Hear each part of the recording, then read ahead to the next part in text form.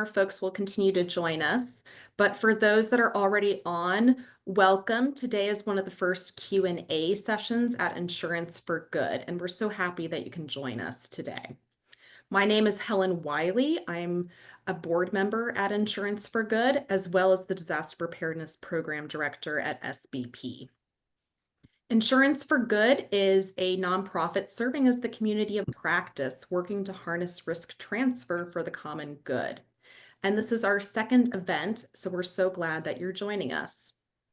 Today's event is also co-hosted with SBP, where I work. SBP is a national disaster resilience and recovery nonprofit organization that was originally founded 2 decades ago down in St. Bernard Parish, Louisiana, after Hurricane Katrina. Throughout the decades, we've scaled our services across the country, and with today's webinar focusing on financial recovery in Louisiana, we're really happy to be part of this conversation. A few words as we start setting the context for today's discussion. While all coastal areas are at risk of hurricanes, Louisiana is particularly vulnerable with its low-lying coast. And in recent years, with the increasing frequency and intensity of disasters, increasing costs, and fewer affordable options available for financial recovery in high-risk areas, Louisiana, along with Florida and California, is often at the front and center of the news when we're hearing about disaster insurance and the crisis and access for folks available, and really talked about as what's to come for other states. Laying out one statistic, since 2021, at least 11 property insurance companies have become insolvent in the state, and 12 others have ceased writing new policies. And yet at the same time, we know that disaster insurance is the best financial tool for enabling more families to recover after disaster events. So in today's session, I'm going to lay out a little bit of expectations with this being a Q&A. Our panel of experts here will unpack some of the specific sticking points for households in Louisiana and what they're facing for recovery after disasters. And we'll focus on the realities of both disaster aid and insurance and what is and isn't working in the state and some potential solutions to increase the effectiveness of these types of financial tools. While there are many potential changes possible in how federal programs work, we're not going to speculate today about programs like the National Flood Insurance Program or individual assistance, and speak instead to just how they currently function. The idea of our Q&A sessions is to give folks the opportunity to get their questions answered from leading experts. So I'm really pleased today to have 3 of those experts with us today that know a lot about disaster insurance and aid issues specifically in Louisiana. They'll introduce themselves shortly. We're not going to get to all questions today. And so those that submitted questions in advance through the form we circulated will be given priority. That said, please put your questions that come up into the chat, and if we can fit them in, we will. And if not, we will try to address them in a blog or another form of follow-up following the session today. So as I've already laid out here, Louisiana is at the forefront of our crisis and increasing risks and what that means for accessible insurance coverage and additional financial tools like aid that can meet household level needs for recovery. So with us today, we have Claire Balsley, who is the Disaster Assistance Program Director at SBP, Jessica Dandridge, who is the Executive Director of the Water Collaborative of Greater New Orleans, and Carolyn Kousky, who is the founder of Insurance for Good and the Associate Vice President for Economics and Policy at Environmental Defense Fund. So I'd like to now go ahead and ask the 3 panelists to introduce themselves and how their work intersects with financial recovery after disasters. Starting with Jessica, can you please share with us a bit about your background and experience at the Water Collaborative of Greater New Orleans? What are some of the greatest challenges you've seen for households trying to recover in Southwest Louisiana after recent disaster events? Thank you so much for that introduction, Helen, and thank you all for inviting me. And I see some familiar faces, so hello, and wonderful to get to know some of you. My name is Jessica Dandridge Smith. I am the Executive Director of the Water Collaborative of Greater New Orleans. I've been a director since 2019, and our organization focuses on helping communities live and thrive with water. To do that, we actualize, or we try to at least, actualize water as a human right by focusing on policy, education, and equity to dismantle systemic failures in both infrastructure and how we live with our natural environments. My work at the Water Collaborative stems from a variety of issues, from climate adaptation and mitigation, mostly focused on urban water management and green infrastructure, but we also really focus on water quality, access, affordability, water privatization, and also here we are, insurance.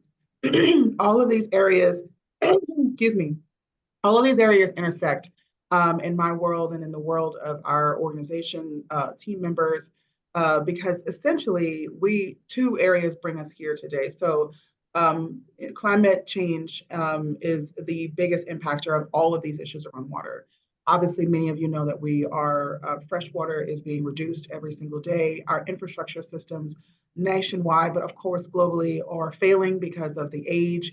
Also, again, impacts of climate change, from disasters, tropical cyclones, fires, drought, and so on. And then the green infrastructure and stormwater management, we're just basically not living with our environment. We're not building in the ways that we should to actually create or reduce climate hazards, and basically create climate reductions and I'm getting my words tongue tied. Create climate reductions. And so what we're seeing on the ground and what brought me here today is mainly focused on really trying to understand how can we see insurance premiums reduced through green infrastructure, stormwater management, and other climate adaptations. Louisiana has invested billions of dollars, right? So for those who are familiar with Louisiana, they have the Coastal Protection Restoration Authority that's going to be spending close to $50 billion over the next 10 years or less. And then we have other parts of our state that are doing massive amounts of investment, as well as individual parishes and municipalities. But all of that improvement is not being reflected. So if I'm advocating for any of this work around nature-based solutions or green infrastructure, especially in urban and suburban areas, that has to see a direct correlation. And then there's the actual reality of living through a natural disaster. We are seeing people selling their homes. We're seeing insurance raise, whether it's at 200% in New Orleans alone. And so people are able to stay. These are legacies of homes, historic homes. This is people's entire livelihoods that they've spent generations investing in. And so we're now also seeing a housing, or a miniature, I would say, housing collapse in New Orleans and in Southeast Louisiana, in both Plaquemine, St. Bernard, Jefferson, and so on. So I'm happy to talk more about that without taking up too much time.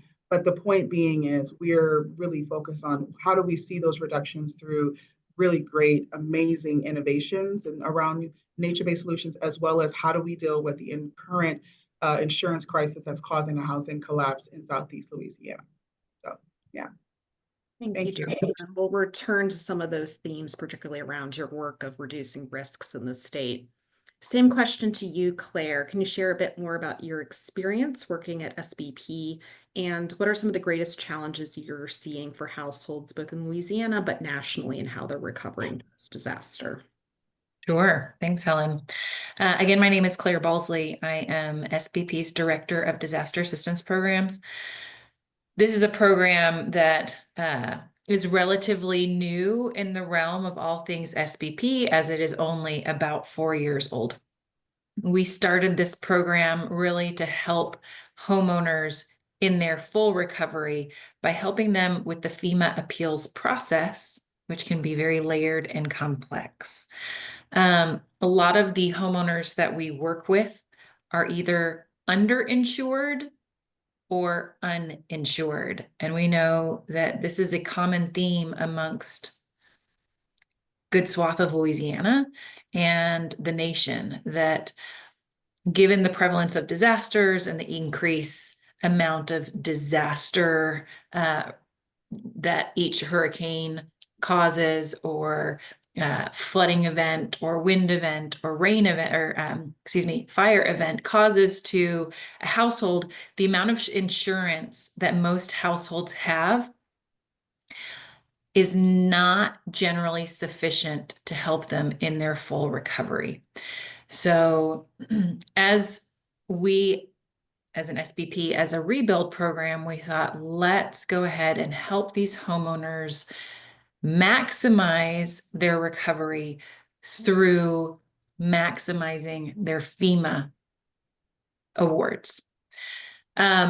We noticed that a large number of households were either denied or under awarded from FEMA, which requires FEMA appeals. We have been quite successful in helping a number of households across Louisiana from hurricanes Laura, Delta, Ida, and now Francine, in not only appealing FEMA, but helping them increase their award amounts from FEMA. And I see a few people here that have been great partners to us as we have helped homeowners in Louisiana collectively recover from these disasters. In regards to some of the challenges, the most pressing challenges that families face after a disaster, it's navigating their recovery.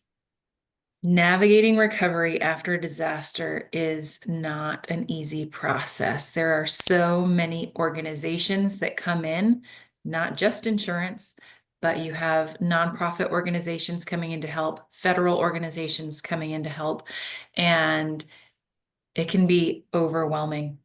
And I'm sure, as we're going to discuss later, even the process of filing insurance claims and advocating for what is due financially to homeowners, and the battles that some homeowners need to take in getting their full claim from insurance is difficult enough, not to mention trying to navigate FEMA and other entities to help in that full recovery process. Thanks, Claire. And that's what really the session today is about, is unpacking those challenges for families and navigating the suite of tools available, both in insurance aid.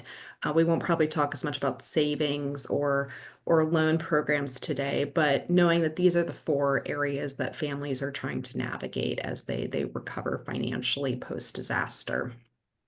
Finishing up with introductions with Carolyn here.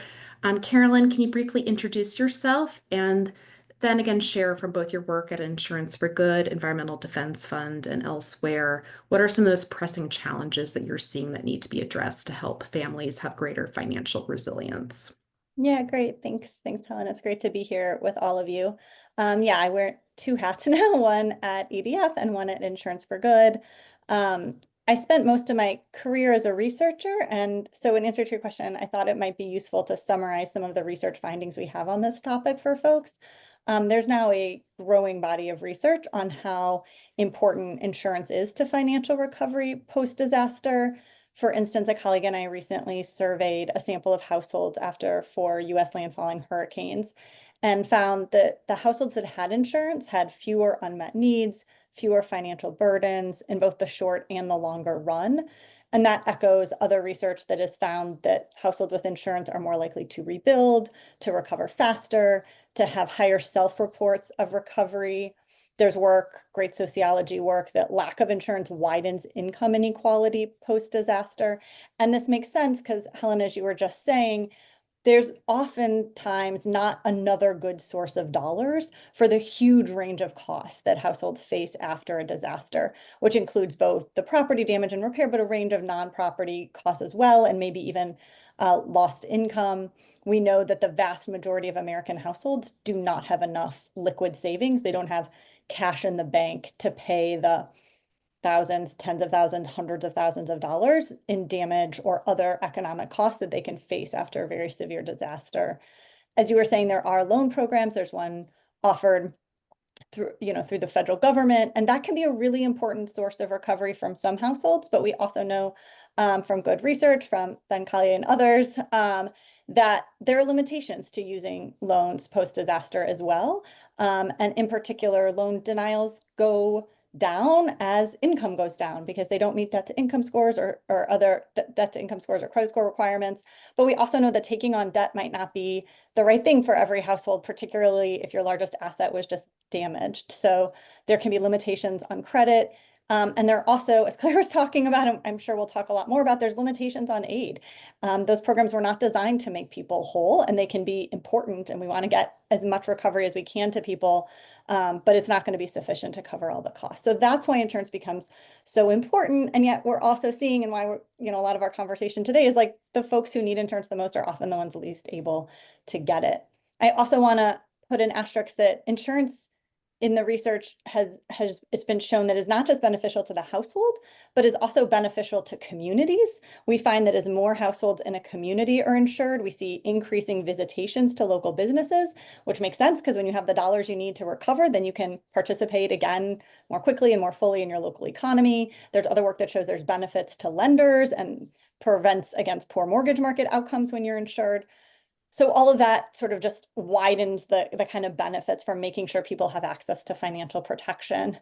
And there's another strand of research just focused on disaster recovery that when households don't have adequate access to financial resources from whatever the source is, right, that can have negative spillover impacts into all areas of life. You might have to engage in coping mechanisms like spend less on healthcare because you have to get your roof fixed or whatever, or it might increase stress and anxiety. It's really difficult to go through the recovery process. It might mean that you're having to switch housing, which creates interruptions in education and so on and so on. And there's also a lot of research that these disaster events disproportionately harm certain communities, namely people with lower incomes, people of color, those with limited education, and lower levels of emergency savings have all been shown to have disproportionate impacts from these types of events. So lots of benefits and yet lots of inequities in access to these financial protections that we need. Thanks, Carolyn, for that. And just a reminder to anyone that's joined us recently, please submit your questions in the chat.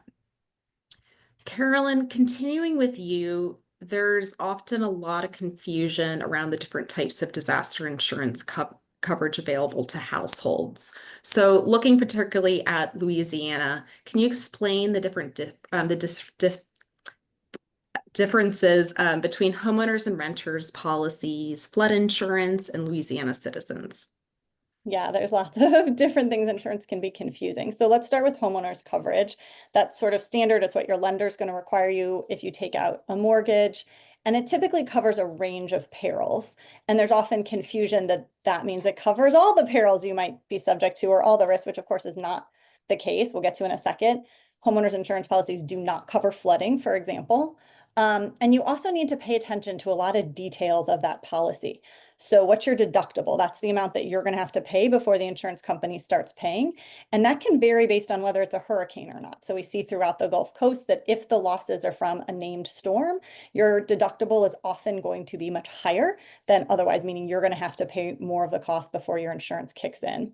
You also, of course, only get payment up to the coverage cap, the amount that you're insured.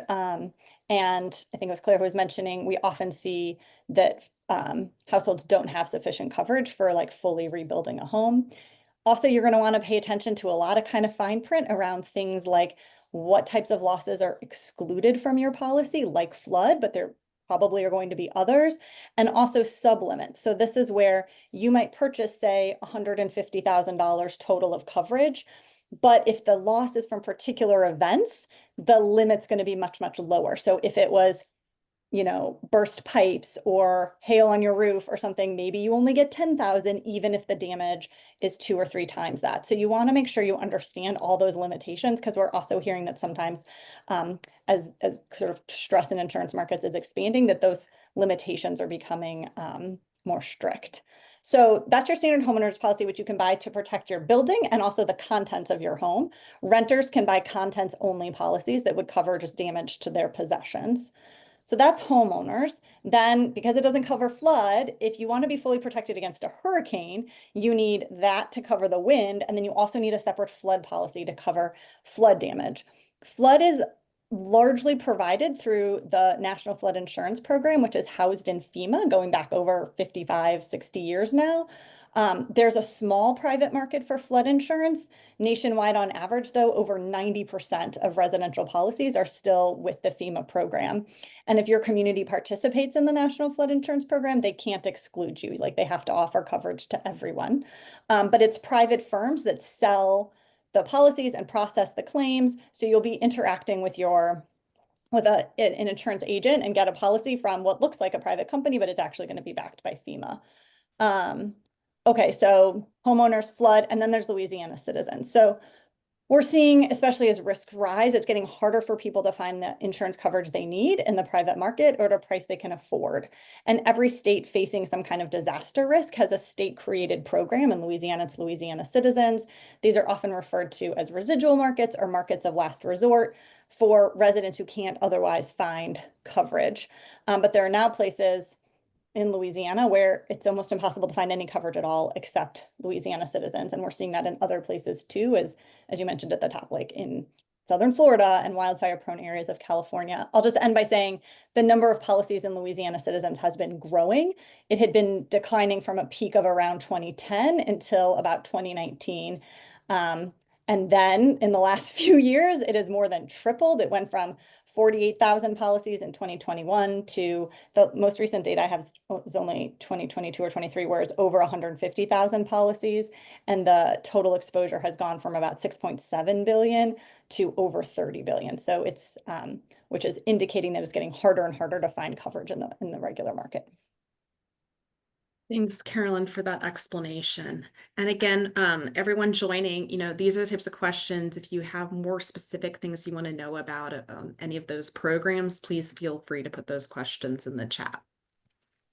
So turning to one of our pre-submitted questions from an attendee, this attendee really, again, acknowledged that we know insurance is one of the really important tools, but it's hard to access it. So what are the pressing questions that groups who support direct recovery assistance have about the relationship between insurance and recovery?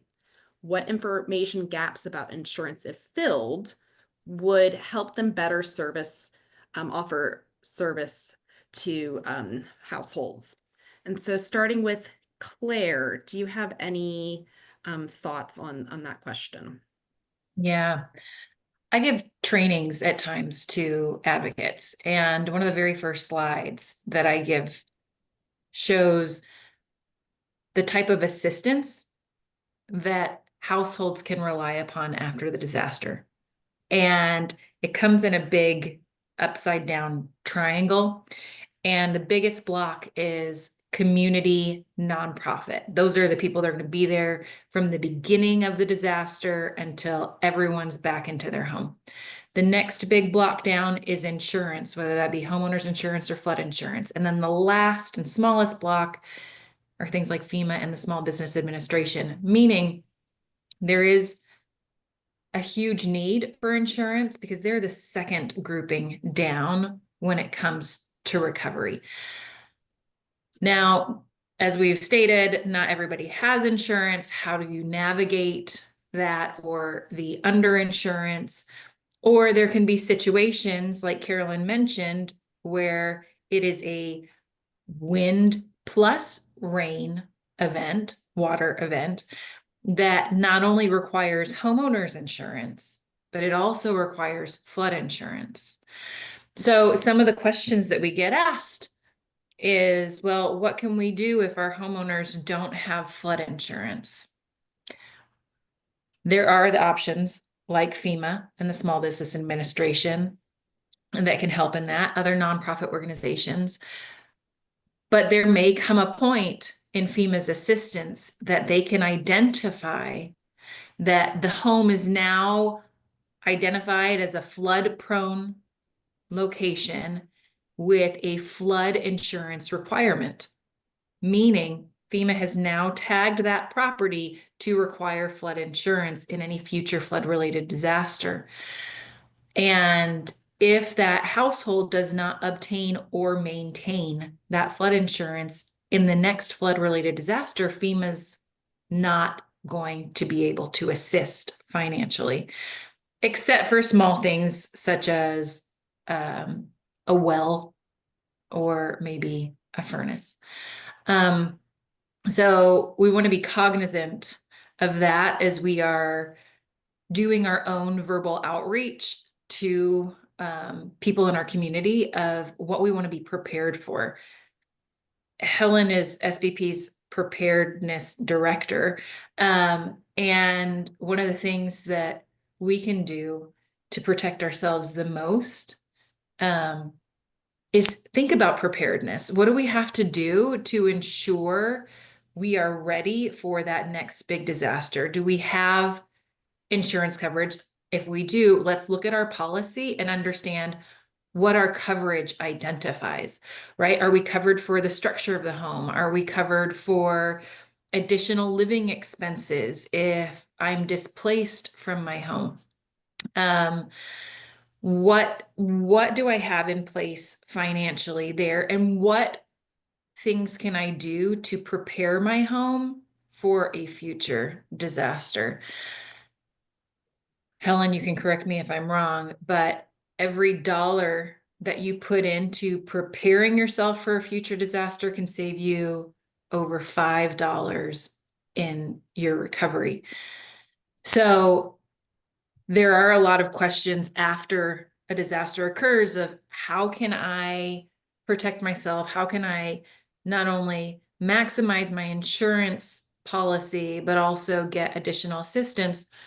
Under FEMA's new policies, which came out of March 22nd last year, there is now the ability, and some of you guys may have been working with disaster survivors in Louisiana for decades, and in the past, FEMA did not allow something called a duplication of benefits, meaning if the insurance coverage exceeded FEMA's maximum award amount, FEMA was not going to provide assistance. But due to this new policy change, which I'm very grateful for, if a household is underinsured, they can have a great insurance policy, right? But if they have unmet needs after the insurance has come in to provide assistance, FEMA may still be able to provide additional support for that recovery, which is an amazing thing. And so we want to have our households that we're working with use all available resources in their recovery. Thanks, Claire. That really, again, speaks to, we want folks to layer more approaches, and again, the more financial tools available, the more they'll be able to recover quickly. Building on the same question here, Jessica or Carolyn, do any of you have any additional thoughts on this relationship between insurance and recovery, and what information gaps do you see that need to be filled? Yeah, I chime in second everything Claire said. I think the biggest challenge in Louisiana is while layering is the key and it's actually the ideal, it's not something that's approachable for most people, right? So most people can't afford the insurance premiums that they have today. And so I believe I've actually a study that just came out said that in Louisiana, insurance takes up more than 20% of a mortgage cost, which is up from 7 to 8% just a few years ago. So if 20% of your mortgage is insurance, and then it doesn't even cover half or a quarter of what your costs are, how could you afford more? At that point, you actually have to ask yourself, is living in this home worth it? And if the insurance cost is exceeding the actual cost of the mortgage, because that's what we're seeing is a lot of upside down mortgages where people are saying, well, my insurance is $1,500 a month and my mortgage by itself is $1,200 a month. Is it actually worth living in the home? And in some cases, folks really can't move, right? If you are underwater on your mortgage, maybe you need to pay it down more before you can even consider moving, Maybe you own your home and you're elderly or disabled, or you have a strict income where you can't take on more. We're seeing people losing their homes and losing the wealth that they have. So how do we make insurance affordable and approachable? And the other reality is it's a fact, and I think we have to be really honest with each other.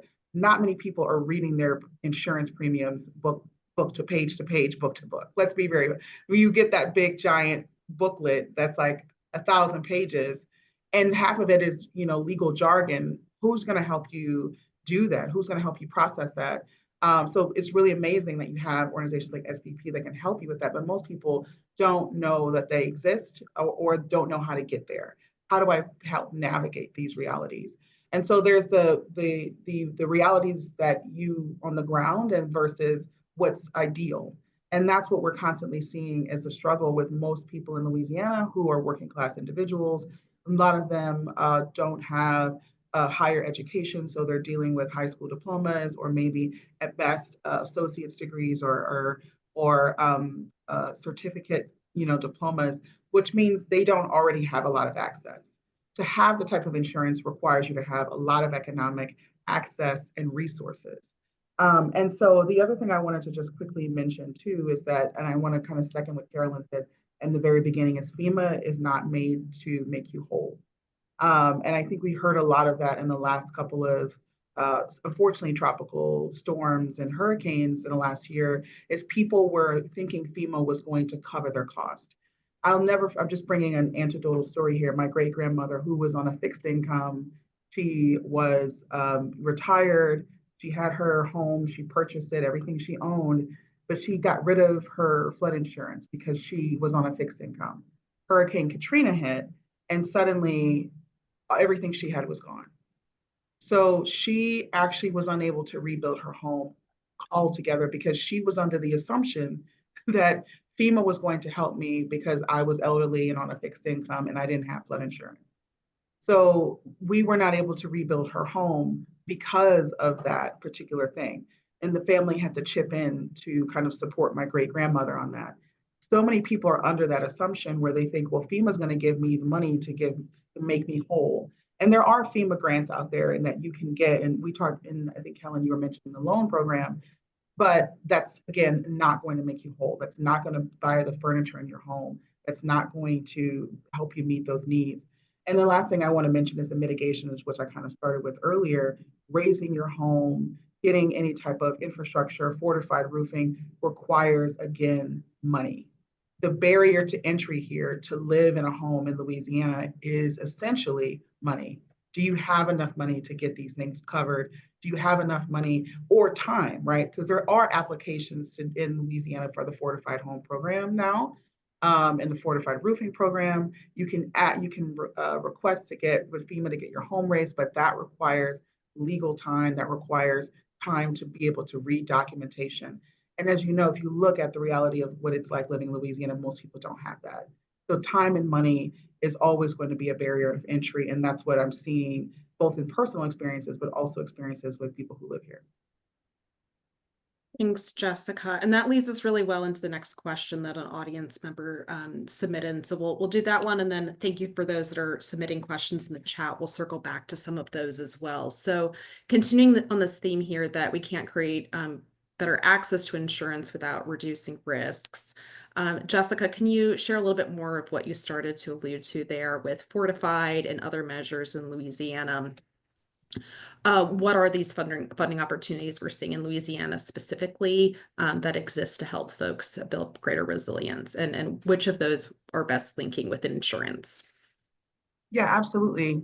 It's funny, we're for those who are in Louisiana, we're in the middle of Super Bowl week, right? And there's tons of tourists here. And the one thing that people love is our architecture.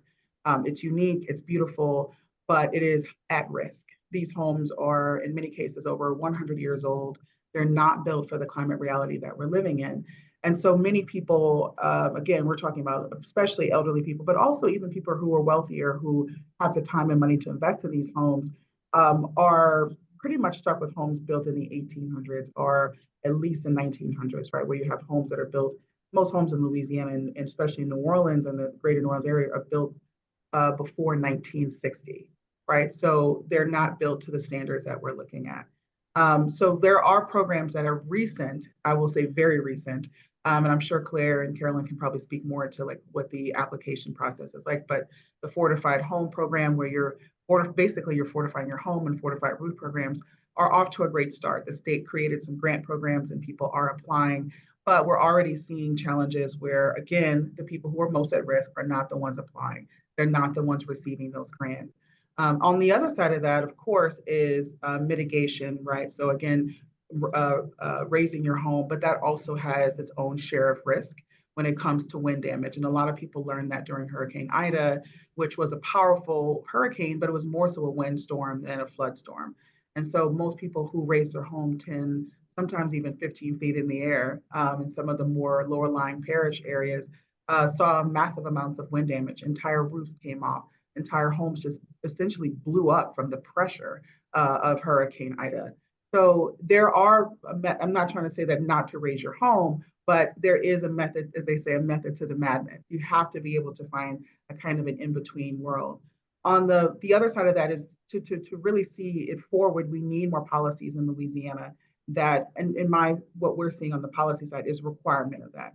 Right now, it is up to the homeowner, or it's up to, sometimes you might see some pressure from a municipality saying, hey, we really need you to build in a particular way. But overall, the building codes in Louisiana aren't meeting the standards that even insurance companies need to see those premiums be reduced.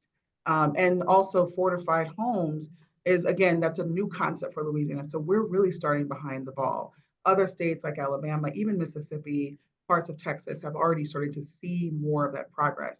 Louisiana is behind the ball in many ways. And a lot of that is, again, bringing it back to our beautiful architecture. It's kind of holding on a little bit to the way that we've always been, right? Tradition sometimes rules the conversation. How do we find an innovative way to both celebrate our cultural heritage and our architecture while also moving forward? And that's been a fairly big challenge on the policy side, because what sells in Louisiana? Old. What's good for insurance? New. So how do we find a middle ground here? And we're struggling with that. And I think elected officials have not yet found fine-tuned the need for most homeowners and people who want to live here. But I will end on the people who make New Orleans, people who make Louisiana can't afford to live here. Climate migration is growing. And I actually saw an article not too long ago that said that 21,750 neighborhoods are considered climate abandoned. That is massive. That's a recent study that I read from First Street about a month ago. 21,000, we're not talking about that. And how many of those are in Louisiana alone? When you look at the map, it looks like pretty much half the state is climate abandoned. And where are they going? They're going to other states that are also at risk. In reality, there's no place perfect, right? And we've seen that over time and time again with, Asheville, North Carolina, which was deemed a climate haven, which we know that's no such thing as a climate haven. Anything can happen to anyone at any time. But when you're living directly on the front lines and you're upside down on your mortgage because your insurance rate is higher than your actual home, we have to start having some hard conversations about innovation and tackling how we build and maintain our properties in the state. Thanks, Jessica. And it definitely, again, speaks to the challenges at hand here, not just with the insurance market, but building resilience more broadly. Alluding to some of the figures Claire was putting out there earlier, there was actually a study that came out from the National Chamber of Commerce Foundation in 2024 that showed $1 invested pre-disaster in resilience and preparedness activities is not just that $5 or $6 figure post-disaster in recovery savings, but an additional $7 in overall economic development costs that are not incurred. So again, that larger regional development that's really critical. And so I think as we're talking about the insurance question as well as aid, it's contextualizing again that if households can't afford to do this on their own, how are we going to have those rate policy changes such that local officials, state officials, as well as those in the private sector are helping to make these larger investments pre-disaster that households can't take on their own.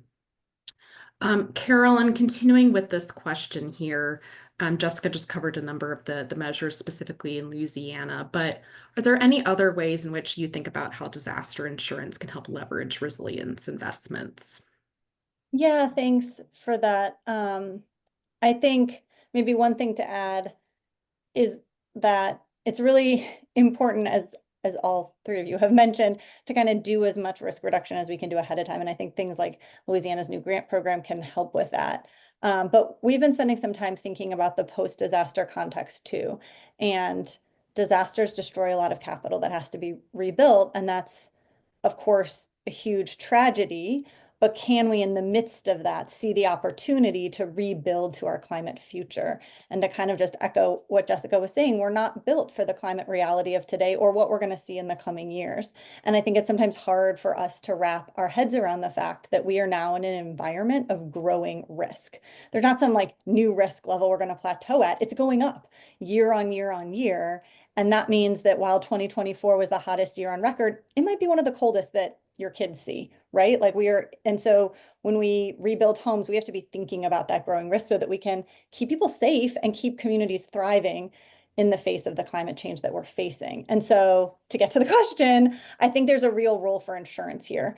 And I'd like to see the industry lean in more to helping make sure that happens. And I think that's everything from just information and education to help their policyholders know what it means to build safer for our climate future. What are the things they need to do, to helping with the real sort of tangible things of like, how do I find a contractor or a builder or a roofer who can do that work and I know is going to do a good job, to actually giving you more dollars to do that. And one nice example is something that's started to be used by some of the other state markets of last resort across the Gulf, which is called endorsement. It's a fortified endorsement, which just means it's an addition to your insurance policy. And we've seen that in, I think it's Alabama, Mississippi, and North Carolina in their state programs, you get that free with your insurance policy, which means if you suffer a loss, they give you that fortified roof free during rebuilding. And it would be great if the private sector would do that for everybody too. And then just think about how many safer homes we could build and how many people would have access to the dollars they need. And we've seen pushback for offering it for free from the sector because they're really worried, we'll give you this nice safe home and then you're going to go and get insurance from our competitor. But if everyone did it, then we'd all be making the entire community safer and maybe we wouldn't have to worry about those competitive things. So that's kind of this daydream I have about how we could do that better and then expand it to other types of risk reduction measures, other types of perils and so forth. So just one idea. Thanks, Carolyn, for that. And again, this is critical here. We don't want to just talk about the challenges, but also what are some of these different solutions that are working in different places around the country. Jessica, you mentioned earlier, again, the massive population movement we're seeing in Louisiana in particular. And one question that came in ahead of time from an audience member was exactly on that. And so is there anything that you're seeing in terms of policies or financial support for managed retreat in Louisiana? Yeah, thank you for that question. I'm trying to be doom and gloom, but unfortunately, no. Because it starts with one, in Louisiana, but I think as we're seeing as a national problem, is one, admitting the challenge. First, we have to admit that we're in an insurance crisis. Second, we have to admit that climate change is real, and we be very frank. If you look at any other insurance report, they're saying it in black and white, insurance is impacted by climate change, it's impacted by hurricanes, drought, fire, and the worsening of our environment, the heating of the earth is causing these problems. So one, let me state that to get to climate migration policy, we have to first admit there's a problem.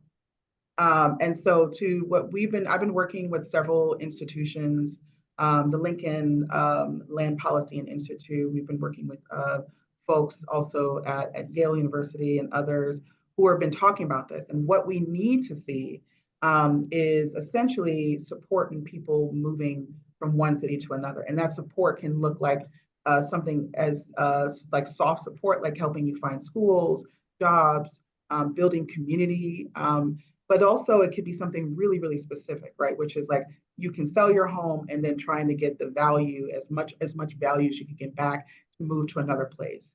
The hard part in that is that a place like Louisiana, where values are already dropping due to the market that we just talked about, but also just deep levels of poverty, working class communities that don't have a lot of income, where are they going to go? Right? That's the question. And also, if you're leaving, are you leaving behind your home, which maybe not is the best value, but maybe it's 200,000 or 300. But if you're going to a place like, let's say, like a lot of people going to Houston or Austin, Texas, or any other place in Texas, it's not going to get you very far, right? At least not for long. And so one is basically making up the loss and the value of the property. The last thing I'll say to that is it can be done well. Let me not say that it's impossible. And a lot of the think tanks I've talked to, the ideal thing you can do is have sister cities. So essentially you say New Orleans is not going to be here in the next 50 years, which I'm not trying to be doom and gloom, but the statistics aren't on our side, right? And say, hey, New Orleans is going to partner with X city, and we will help basically get people to partner with these cities to not just move them there, but also build the supportive infrastructure. So what we're also seeing is that cities in more inward, right, that are Midwest or Central or even center of states in some cases that are a little bit safer from coastlines, they don't have the infrastructure to take on 100,000 new people tomorrow. So you have to, one, build slow. You also have to build infrastructure for electricity, water, sewage, the streets, right, sidewalks. All of those things have to be built into cities to take someone in. That takes an immense amount, trillions of dollars to do. Because to think about it, you've just been investing in your city, like a Miami, for years, right? It has all the infrastructure. And suddenly, overnight, you tell someone all that investment goes away and you have to invest somewhere else. That is something that people, again, is a very uncomfortable, difficult conversation that no one really wants to have. But also, I'll end with saying is that we have to be open to those conversations about migration and taking in communities. I was living through Katrina as a young teenager, and even though we needed to go just an hour or two north of New Orleans, folks really didn't want us there, right? They thought that we were impeding on whatever experiences that they were having. And if that's happening on a microcosm within a state, can you imagine if a bunch of people in Louisiana just suddenly woke up and all moved to Michigan? Let's just say it would not be a very fun experience for both parties. And very fairly, right? Michigan is not prepared to take on, 350,000 people from New Orleans, and people in New Orleans didn't want to leave in the first place. So we should be prepared for climate migration. We have to be. We have to start talking about how we can do the sister city concept, building climate hubs, building climate resilient cities with community as a partnership, not with, because there are experiments across the country, let me not say that, but they're not building with community in mind. They're building with tech in mind. They're building with their own innovative ideas and strategies that are deductive and not community forward. You have to build with community. And again, that takes work and dedication. And I hate to keep bringing it up, but it takes money. And why invest in a place that you don't know when you can invest in a place that you're aware of? Thank you, Jessica. Anyone want to quickly chime in on this topic? If not, I'll switch to the next one. Maybe I'll just add one thing. Jessica made so many really important points there. Jessica, thanks for laying all that out and raising these really important topics for us. And I guess two things jumped out at me in your comments that maybe I just want to echo or add to. One is how important it is that people have good information on the climate risks of where they're located, of where they might be going, and of specific properties. And right now that's still too hard for people to figure out. And to bring it back to the insurance thing, getting an understanding of how much insurance costs before you move somewhere and where it's going in the future. And right now, no one, private sector or public sector, is saying to people, hey, this is a neighborhood where you're going to expect to see rates going up this % year on year on year. So that people can make better decisions. And then we need to be thinking about how we handle that. It reminded me of a colleague from a coastal community a number of years ago who said that she had always thought that it would be important to go into elementary schools and say, you live here, your parents live here, your grandparents live here, but you're not going to live here. certainly not in the way it looks now. And to Jessica's point, those are really hard conversations. And yet to the extent we can have them and try to get over our human and institutional biases against thinking long-term, we could set ourselves up for a better future. Because the things Jessica was mentioning about infrastructure and everything are really long-term decisions. And what we do today matters for how things are going to look 10, 20, 50 years down the line. So I'm not saying anything she didn't say, but I'm just echoing because I think it's all really important. Yeah, thank you, Carolyn.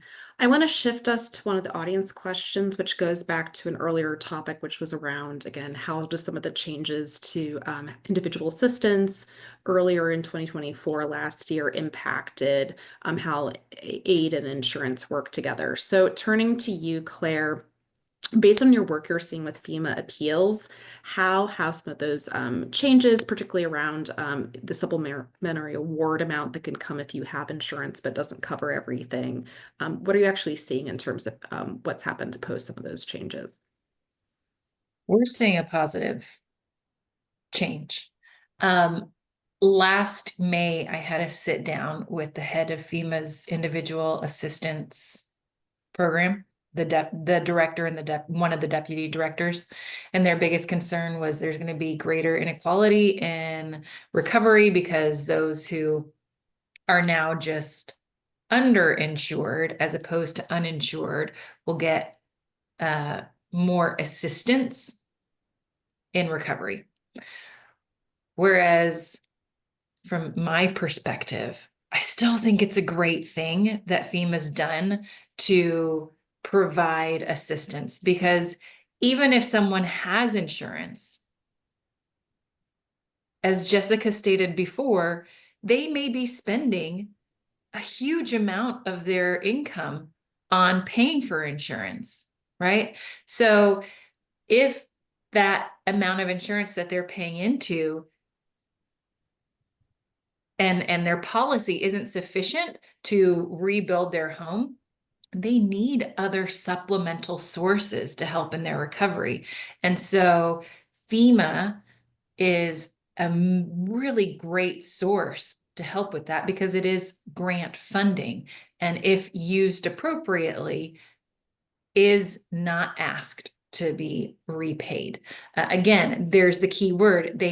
With FEMA, you have to use that grant funding in the way in which FEMA has allocated the funding. Otherwise, there is a chance for recoupment, which we don't want. Nobody wants to be recouped funds.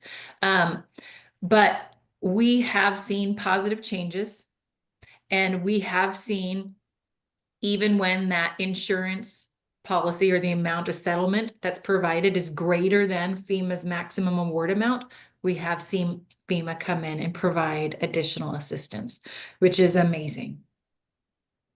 Thank you for that, Claire. Again, that's exactly how, we want things to work, is that folks can really leverage multiple tools.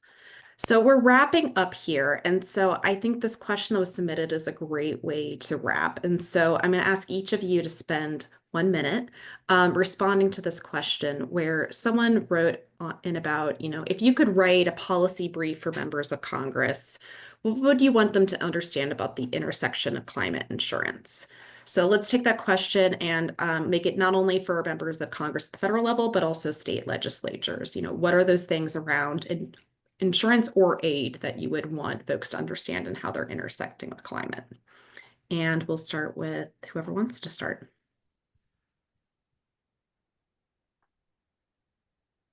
That didn't work. I can go. Yeah, you go, Claire. This is a little more complex, I think, question, given the fact that there are so many things that can be spoken to, but narrowing it down just to 1 minute.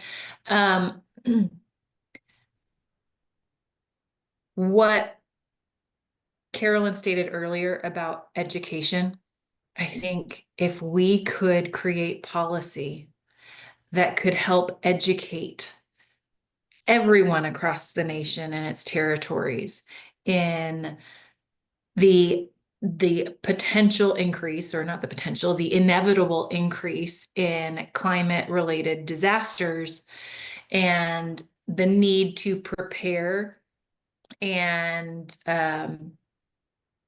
financially and otherwise, that will definitely help in the long run.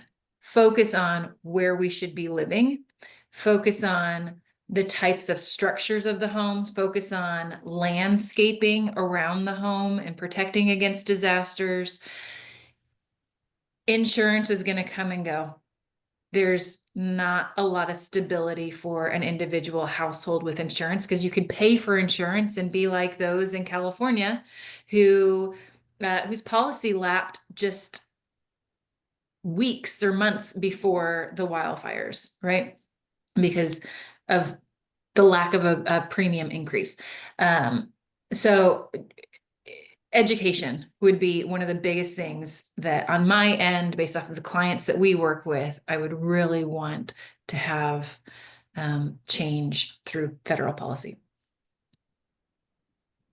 Yeah, Claire took the words in my mouth. I was like, how do I summarize? We have done in policy briefs and they're like, 20 pages on different things. So I definitely want to second education, especially when it comes to understanding your policy. Because I think in order to prepare, you have to understand what you have and what you don't have. And so I think there's some type of option, or even I would even say is requirement, but at least an option to say, hey, for those who just don't have the ability to read it, let me walk you through it. Let me tell you what you have and what you don't have. That's a low hanging fruit that won't cost a lot, and could make a huge benefit. To my particular one, I want to speak to, I remember talking to a mayor of a small town in coastal Louisiana, and he got very emotional about the NFIP program. He said, the way the insurance market is going, I won't have a community to govern. There will be no one left. And so I don't think there's a clear understanding about the cost benefit of green infrastructure, fortified homes, fortified roof. It's not been on the same understanding of education. It's not been clear to people that the benefit exists, and also how much benefit there is. So one is educating people on those benefits of, again, stormwater management, green infrastructure, nature-based solutions on coastal communities, mixed with gray infrastructure, but also, again, fortified home, fortified roofs, building codes. Those things need to be massively overhauled, but also as much as they can be required or expected, it needs to happen now and needs to happen quickly. Okay, You, Carolyn. over to me. Yeah, those were both great answers. I guess I'll add in quickly in the last minute here a couple of things.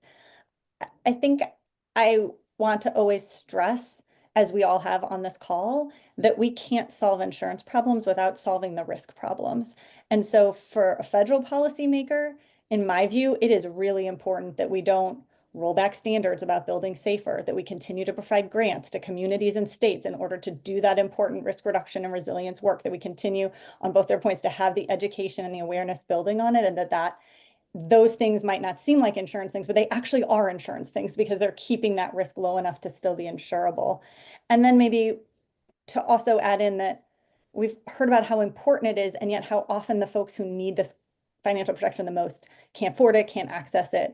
And so there's been policy proposals before for things like means tested assistance for the flood insurance program. And I think we need to revisit that to make sure that even when we're investing in loss reduction, we're also making sure that everyone can have access to the financial protection that they need. And that might require some more direct assistance to certain folks. And okay, there's way more than one. My very last thing was, I also have a colleague who's been pushing for years now, and I think it's a lovely idea, putting in baseline coverage standards for homeowners policy. Because like Jessica and Claire said, people aren't reading those details. They can't, they need help. So let's at least make sure there's some minimum standards of protection that people are getting.